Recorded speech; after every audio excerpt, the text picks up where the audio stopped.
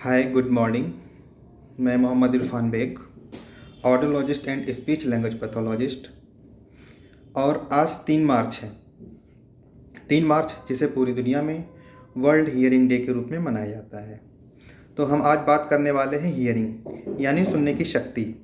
तो हमारी ज़िंदगी के लिए, हमारी लाइफ के लिए हियरिंग कितनी इम्पोर्टेंस है, आइए इस पर बात करते हैं। हियरिंग या सुनने की शक्ति। फर्स्ट, जिन बच्चों में हियरिंग लॉस या सुनने की शक्ति की कमी हो जाती है, ऐसे बच्चों के जीवन पे बहुत बुरा प्रभाव पड़ता है।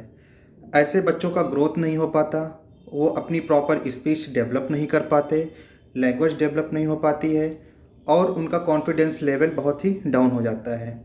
या बच्चों के साथ साथ बड़ों में भी यह समस्या बहुत ही आम पाई जाती है। बड़ों में वो अपनी फैमिली से इंटरेक्ट नहीं हो पाते हैं, सेपरेट सा फील करते हैं, 2-4 लोगों के बीच में बैठना भी उनको पसंद नहीं होता है। तो हियरिंग लॉस का, चाहे वो बच्चे हों या बड़े हों, इन सब पे, सबकी लाइफ पे एक बहुत ही एडवर्स इफ़ेक्ट पड़ता है। आइए अब बात करते हैं कि जो हमारी सुनने की शक्ति की कमी क्यों हो जाती है या हियरिंग लॉस के क्या कारण होते हैं। तो जो पहला कारण होता है वो हमारा जेनेटिक होता है, यानी जनरेशन टू जनरेशन ये हियरिंग लॉस ट्रांसफ़र होता रहता है। ये जेनेटिक प्रॉब्लम होता है जनरली बच्चों में, यानी उनके पहले की जनरेशन में किसी ना किसी को हियरिंग लॉस की समस्या रही होगी। और जो दूसरी समस्या है वो मैटरनल से रिलेटेड होती है, यानी वो प्रेगनेंसी पीरियड में होती है। अगर माँ को कोई संक्रमण है, इन्फेक्शन है, तो उससे उनके होने वाले बच्चे को भी हियरिंग लॉस की समस्या हो सकती है। तीसरी जो समस्या है वो चाइल्डहुड इन्फेक्शन, यानी जो न्यू बॉर्न बेबीज़ होते हैं उनको कोई इन्फेक्शन हो जाए तो इससे भी उनके सुनने की शक्ति कम हो जाती है। और जो चौथी समस्या है, ये बहुत ही कॉमन समस्या है, जनरली लोगों को ईयर इन्फेक्शन हो जाता है बट वो उतना ध्यान नहीं देते हैं। तो ये ईयर इन्फेक्शन या बैक्टीरियल है या फंगल है, ये दोनों बैक्टीरियल फंगल धीरे धीरे ग्रोथ करते हैं और ग्रोथ करने के बाद एक बड़ा कॉज डेवलप कर देते हैं जिससे हमारी हियरिंग लॉस हो जाता है, सुनने की समस्या हो जाती है। तो इसका जो ईयर इन्फेक्शन होता है इसका हमें जल्द से जल्द ट्रीटमेंट लेना चाहिए ताकि ये इन्फेक्शन ग्रोथ ना करे। और इस जो एक और समस्या है वो आजकल तो बहुत आम है, हमारी नॉइज़, यानी जो नॉइज़ पोल्यूशन है। आजकल हमारी ऐसी लाइफस्टाइल है, इतनी ट्रैफिक है कि इसकी नॉइज़ होने की वजह से या बहुत ज़्यादा नॉइज़ एक्सपोज़र है आपके जहाँ भी आप रहते हैं वहाँ पे बहुत ज़्यादा नॉइज़ एक्सपोज़र है, तो उसकी भी नॉइज़ एक्सपोज़र होने की वजह से भी आपको हियरिंग लॉस की समस्या हो सकती है। इसी से संबंधित एक हियरिंग लॉस और जुड़ा हुआ है जिसे हम NIHL के नाम से जानते हैं, मतलब noise induced hearing loss. Noise induced hearing loss generally concert है या बार है या फिर जहाँ पे डीजे वगैरह चलते हैं, जहाँ पे बहुत ज़्यादा लाउड नॉइज़ एक्सपोज़र होता है, वहाँ से प्रॉपर उसके संपर्क में रहने से हमारे कान की नसें कमज़ोर हो जाती हैं जिससे कि हियरिंग लॉस की समस्या आ जाती है। अब हम बात करते हैं कि हम हियरिंग लॉस से कैसे बच सकते हैं या सुनने की शक्ति की जो कमी हो जाती है उससे हम कैसे बच सकते हैं।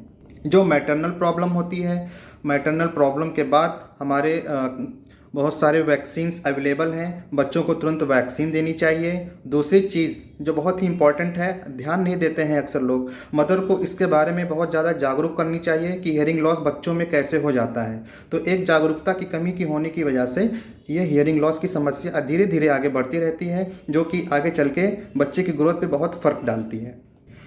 और जो हमने बताया अभी कि ईयर इन्फेक्शन स्टार्ट लेवल पे यानी फर्स्ट स्टेज पे बहुत ज़्यादा हमें परेशानी नहीं होती है, लेकिन हमें बहुत ज़्यादा अटेंटिव होना चाहिए इस चीज़ के लिए कि हमें तुरंत मेडिकल ट्रीटमेंट लेना चाहिए। इन्फेक्शन बढ़ता है तो परमानेंट डैमेज भी कर सकता है।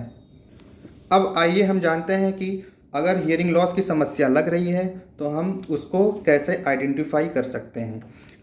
आइडेंटिफाई करने के लिए हमारे पास ऑडियोलॉजिस्ट अवेलेबल होते हैं। आप ऑडियोलॉजिस्ट से संपर्क कीजिए, उनके पास कई तरह की टेस्टिंग्स होती हैं, वो आपके कान की सुनने की शक्ति का परीक्षण करते हैं। जांचें होती हैं जैसे कि PTA है, बेरा है, इस तरह की जांचें होती हैं। वो ऑडियोलॉजिस्ट उसको जांच करके आपसे बात करते हैं, आपको बताते हैं कि आपके कान की समस्या कितनी है। ज़्यादा समस्या होने पे जो परमानेंट डैमेज हो सकता है, ऑडियोलॉजिस्ट आपको सुनने की यंत्र भी देते हैं, या जो भी रिहेबिलिटेशन रिलेटेड जो भी मैनेजमेंट होता है वो आपका प्रॉपर मैनेज करते हैं। अब हम बात करते हैं कि जो हियरिंग लॉस की पॉपुलेशन है वो हमारे वर्ल्ड में कितनी है। तो WHO के अकॉर्डिंग 2018 में टोटल पॉपुलेशन में 466 मिलियन पीपल्स को हियरिंग लॉस की समस्या थी, जो धीरे धीरे बढ़ रही है।